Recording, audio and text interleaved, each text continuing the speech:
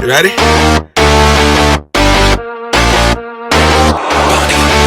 You're a wolf chasing a rabbit, but the chase has just begun. You can run to the horizon, but you'll never catch the sun. Rabbit ran into the lion's den, and now the wolf is done. Now you're looking for your gun, and she said, run. Run, run, table turning, now we see that you're the one. It ain't no fun. Run, run, run, run, run, It ain't no fun. You can run to the horizon, but you'll never catch the sun. Rabbit ran into the lion's den, and now the wolf is done. When the rabbit's got the gun. I told you.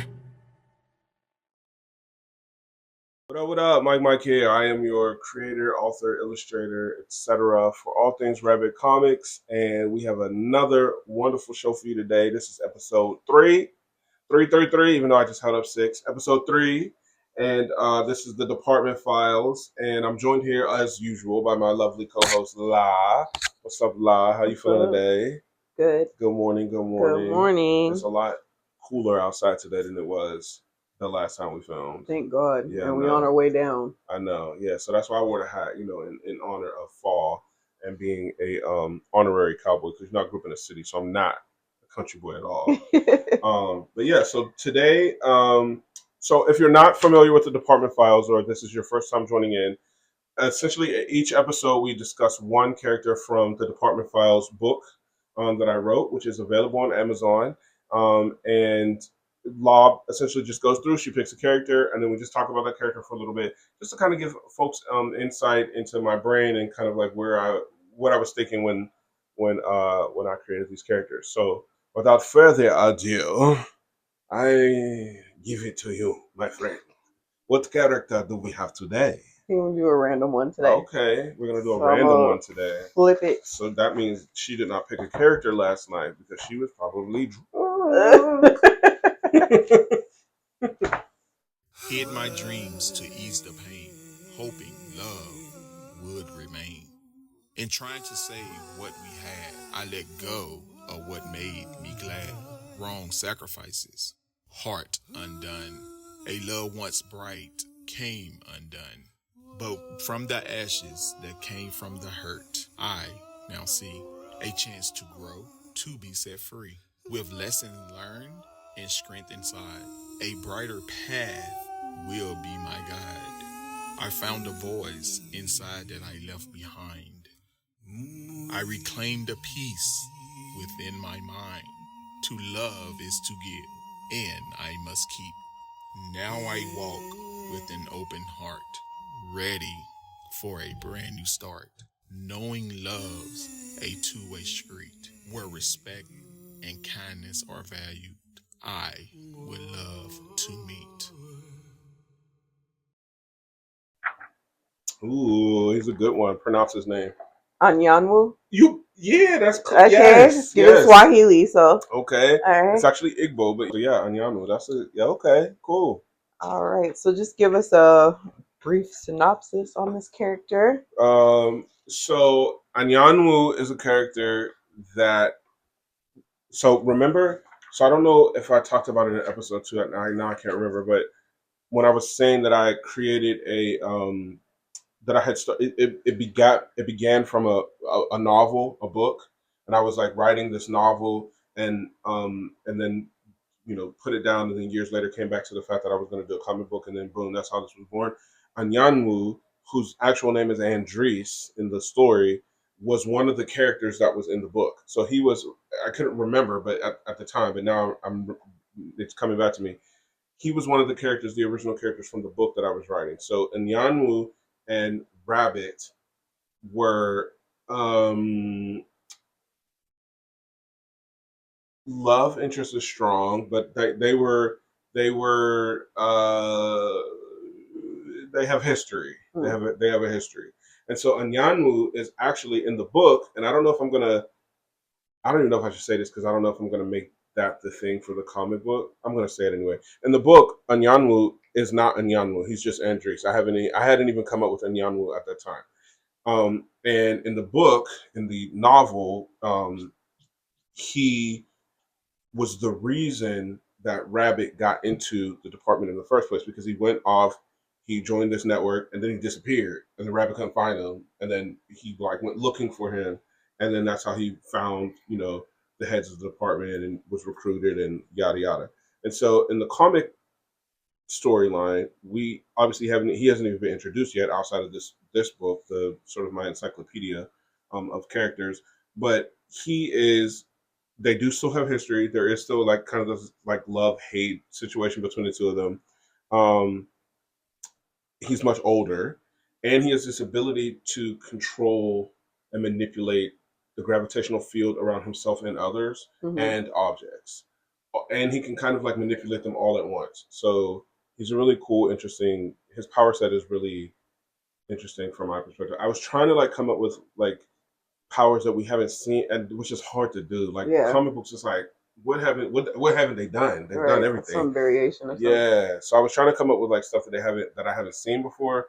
I have seen variations of like characters that can control gravity to some degree. Like even the Blob from X-Men has like a gravitational field that he can like control around him. I think within like a 5-foot radius. But this character is able to manipulate the gravitational pull of like he can kind of like exploit the planet's gravitational pull and like change it in a given space. So he could make it so that you are immovable. He could make it so that you are floating free as if like you're in open space. He could sort of tag an object in the distance or a person in the distance and kind of like then direct something towards you, like a car or a book or a shoe or something. So it almost functions kind of like telekinesis almost, except it's not as controlled.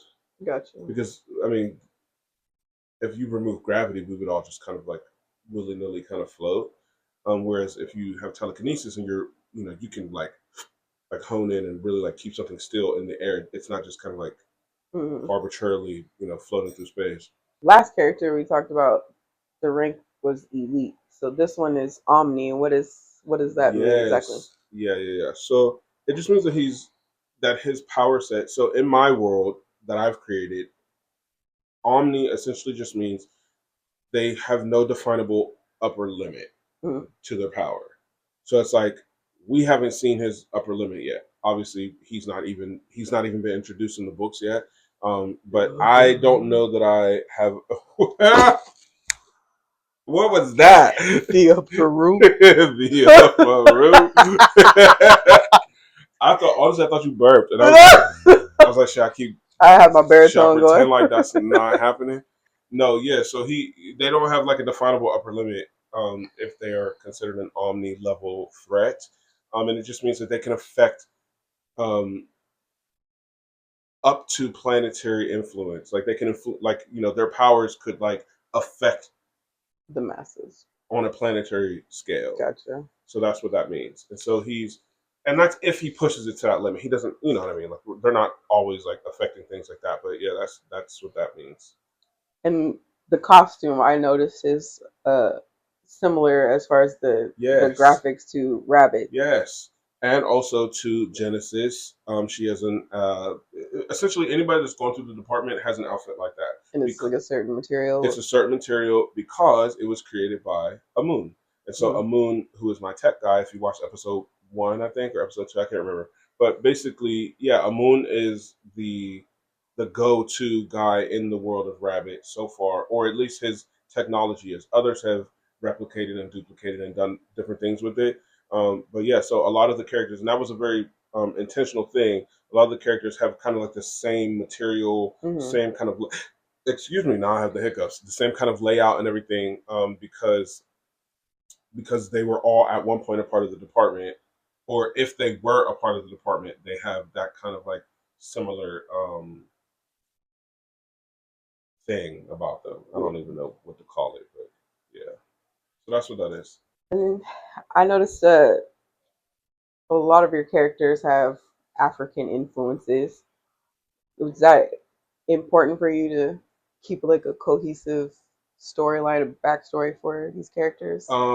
That's a really good point, and I was not ready for that question, so I don't know. I don't know that I have an answer that's going to be succinct, but I will try. Um, the short answer is yes. So there's the succinct answer. The answer is yes. It is very intentional that some of my characters have um, uh, African influences, African backstories, African names, whatever. In Andrisa's case, Anyanwu is a name that he didn't give himself. It's a name that he was gifted by someone that he saved. He was in a village and saved her village.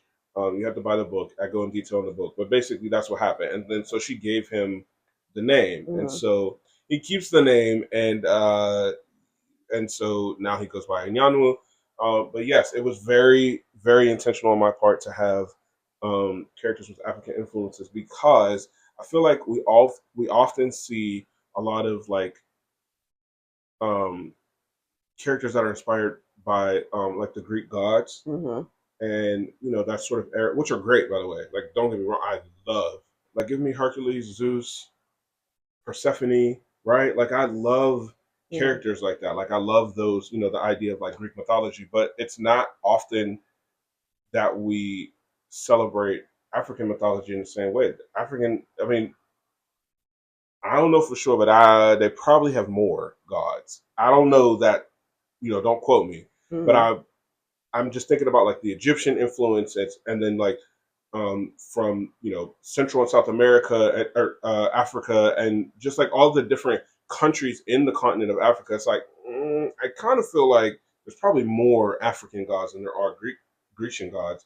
I could be wrong, but they're not often um, celebrated on TV. Even Amun, who in my story is not an African necessarily,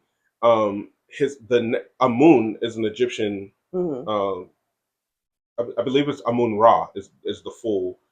It makes it the Egyptian god, but that's where I got it from. It was like, oh well, I'm just heavily influenced by that, and I just think that a lot of I think they have beautiful names. I think they have Mm-hmm. like just really, I don't know the culture. I mean, obviously, it goes without saying. I'm going to say it anyway. I'm black, and so there's not a lot of us in this space. There's not a lot of creators in this space that are doing what I'm doing. I just did Comic Con or Phoenix Fan Fusion in June, and I was like one of like four, Mm-hmm. and there were like hundreds of vendors, and I was like four, like number four. That's And crazy. so,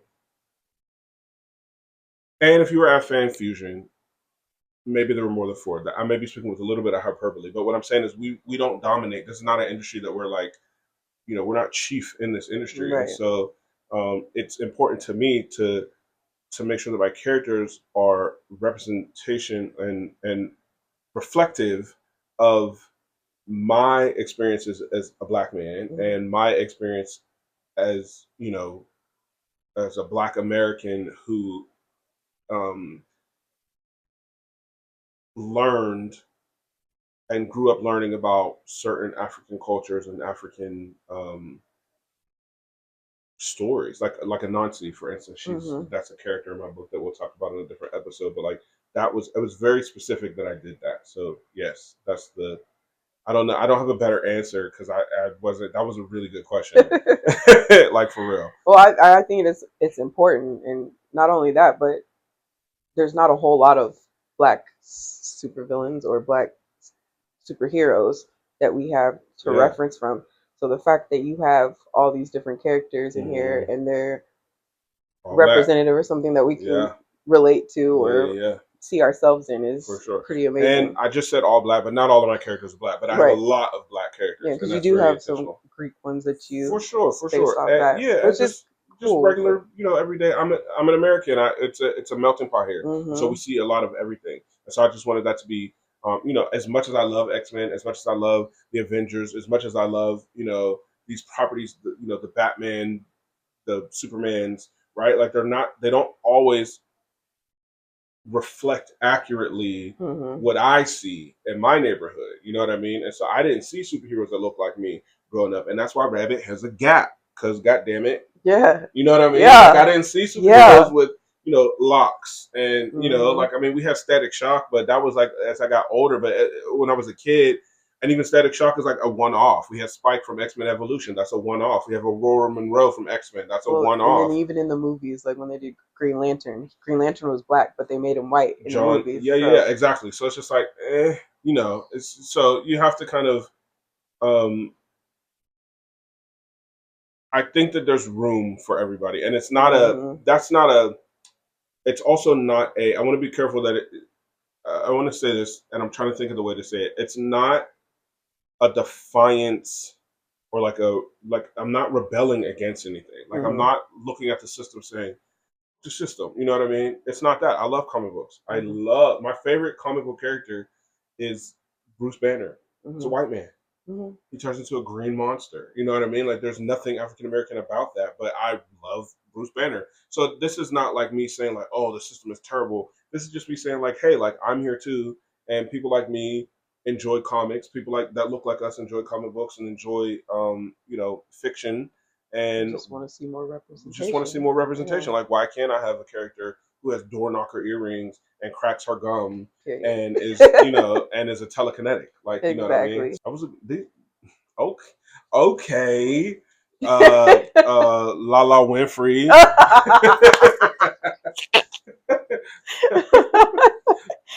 Oh my god. Okay. Are we going to another character or no? What? No. Hi, you just want to keep going? No, I think that's all I have. All right. Yeah. I really appreciate it. This was a good episode. It was a good one. This was good. You asked some really good questions. Yeah. Yeah, you always ask good questions. You're really good at this. Thank you all for tuning in. If you want to follow us, our information is at the bottom of your screen magically with the the power of editing. And all of the books are available on Amazon right now. Please feel free to buy them. Also, I haven't said this before, but if you're in the Phoenix area or like surrounding areas, me too. So you can DM me on Instagram. And if you don't want to necessarily order through Amazon, and because it's cheaper, you just buy it straight from me. Then you can just shoot me a DM to the department files, and we can talk about that. Can't wait for episode 4. I wonder who she's gonna pick. Peace. We out of here.